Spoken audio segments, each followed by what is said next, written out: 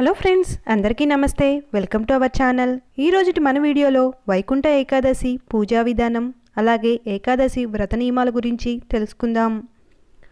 వైకుంఠ ఏకాదశి ఈ ఏడాది డిసెంబర్ 22 శుక్రవారం రోజు ఉదయం 9:39 తర్వాత నుంచి ప్రారంభమవుతుంది. డిసెంబర్ 23 శనివారం రోజు ఏకాదశి ఉదయం 7:56 వరకు ఉంది.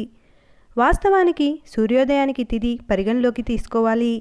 అందుకే ముక్కోటి ఏకాదశి డిసెంబర్ 23 శనివారం జరుపుకుంటాం. ఆ రోజు తెల్లవారుజాము నుంచే వైష్ణవ ఆలయాల్లో ఉత్తర ద్వార దర్శనం ఉంటుంది. అందుచేత ముక్కోటి ఏకాదశి రోజున నిష్ఠతో పూజ నియమాలు ఆచరించే వారికి పుణ్యఫలముతో పాటు కార్యానుసిద్ధి చేకూరుతుందని జ్యోతిష్య నిపుణులు అంటారు. ఇలా వైకుంఠ ఏకాదశి రోజున నియమనిష్టలతో వ్రతమాచరించే వారికి మరో జన్మంటూ ఉండదని పురాణాలు చెబుతున్నాయి. ముక్కోటి ఏకాదశిన మరణించిన వారికి వైకుంఠవాసం సిద్ధిస్తుందని, స్వర్గంలోని తలుపులు వారి కోసం తెరిచే ఉంటాయని శాస్త్రాలు పేర్కొంటాయి. ముల్లోకాలను నడిపించే విష్ణుమూర్తిని ముక్కోటి ఏకాదశిన స్తుతించే వారికి మోక్షం ప్రాప్తిస్తుంది. వైకుంఠ ఏకాదశి రోజున ఉదయం 5 గంటలకే లేచి శుచిగా స్నానమాచరించాలి. పూజా మందిరమును శుభ్రపరిచి గడపకు పసుపు, కుంకుమలు, తోరణాలు, ముగ్గులతో అలంకరించుకోవాలి. తలస్నానం చేసి తెలుపు రంగు దుస్తులు ధరించాలి. పూజా మందిరంలోని విష్ణుమూర్తి పటాలకు పసుపు, కుంకుమ, చందనం వంటి సుగంధ ద్రవ్యాలతో అలంకరించుకోవాలి. విష్ణుమూర్తి పటం లేదా విగ్రహం ముందు కలశమును పెట్టి దానిపై తెల్లని వస్త్రమును ఉంచి టెంకాయ, మామిడి తోరణాలతో సిద్ధం చేసుకోవాలి. పూజకు తామర పువ్వులు, తులసి దళములను ఉపయోగించాలి. ఇకపోతే వైకుంఠ ఏకాదశి రోజున జాజి పువ్వులతో అల్లిన మాలను విష్ణుమూర్తికి సమర్పించినట్లయితే సర్వ పాపాలు తొలగిపోతాయని పురాణాలు చెబుతున్నాయి. అందుచేత జాజిమాలను విష్ణుమూర్తి పటానికి వేసి పాయసం, తీపి పదార్థాలు, ఆకుపచ్చని పండ్లను నైవేద్యంగా సమర్పించి శ్రీహరిని స్తుతించటం శుభప్రదమని పండితులు చెబుతున్నారు. ఆ రోజున మధ్యాహ్నం 12 గంటల్లోపు పూజను పూర్తి చేసుకోవాలి. దీపారాధనకు ఎర్రటి ప్రమిదలను ఉపయోగించాలి. వెలిగించే ఒత్తులు తామర ఒత్తులుగా, వాటి సంఖ్య 5 ఉండాలి. కొబ్బరి నూనెను మాత్రమే వాడాలి. ముక్కోటి ఏకాదశి నాడు చేసే విష్ణు పూజ, గీతాపారాయణం, గోవిందనామస్మరణం, పురాణ శ్రవణం మోక్షప్రాప్తిని కలిగిస్తాయి.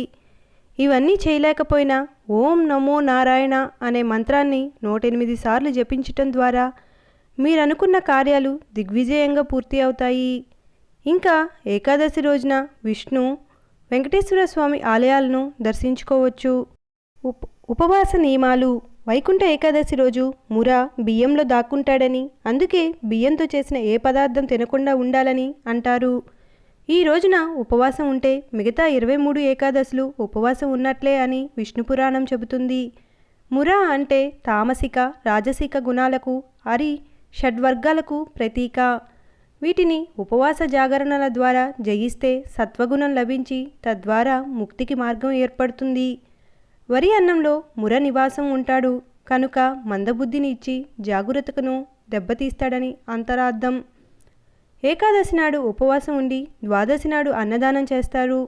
ఒకరోజు భోజనం చేయకుండా తర్వాత రోజు భోజనం చేయటం వలన జిహ్వకు భోజన రుచి తెలుస్తుంది. ఈరోజు పూర్తిగా ఉపవసించాలి. తులసి తీర్థం తప్ప ఏదీ తీసుకోకూడదు. ద్వాదశి నాడు అతిథి లేకుండా భుజించకూడదు. ఈనాడు ఉపవాసం ఉన్నవారు పాప విముక్తులవుతారట. ఉపవాసం వల్ల జీర్ణాశయానికి విశ్రాంతి లభించటం ఆరోగ్యప్రదం. ఆధ్యాత్మిక సాధకుల ఆరోగ్య సుస్థిరకు ఉపవాసం ఒక దివ్యాస్త్రం.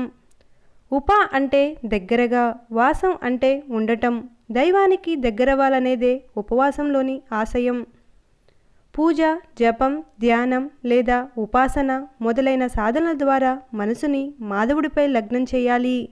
ఏకాదశి వ్రత నియమాలు. దశమి నాడు రాత్రే నిరాహారులై ఉండాలి. ఏకాదశి రోజు మొత్తం ఉపవాసం ఉండాలి. అసత్యం ఆడరాదు. స్త్రీ సాంగత్యం పనికిరాదు. చెడ్డ పనులు, దుష్ట ఆలోచనలు చేయకూడదు.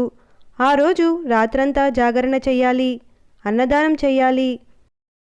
Thanks for watching. ఈ వీడియో కనుక మీకు నచ్చినట్లయితే please like, share and subscribe to my channel. Thank you.